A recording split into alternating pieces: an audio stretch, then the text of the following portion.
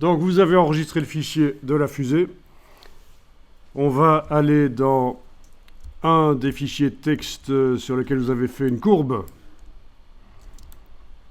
Et on va importer le fichier qui est sur le disque dur. On pourrait aussi faire comme on a fait l'autre jour avec l'image du cheval qu'on a déplacé d'une image à l'autre, vous vous souvenez, on l'avait déplacé dans un décor à l'intérieur de Photoshop.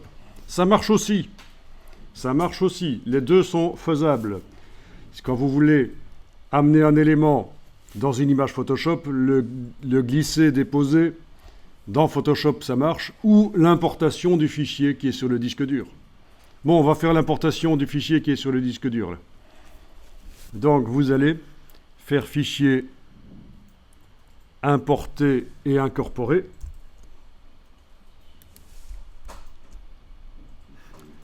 Vous allez chercher votre image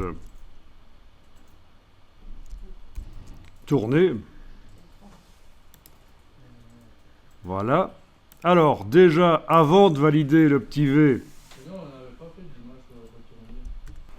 oui, si vous avez la fusée qui se retrouve sous le dégradé, ben, il suffit de gérer l'empilement des calques.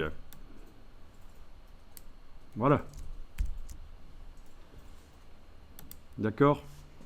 On gère l'empilement des calques. Bien.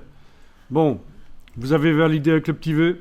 Vous allez pouvoir modifier la dimension de la fusée par un CTRL-T, donc c'est édition, transformation manuelle, CTRL-T, commande T si vous avez un Mac. On prend la poignée du coin, pas besoin d'enfoncer une touche, les proportions sont gardées.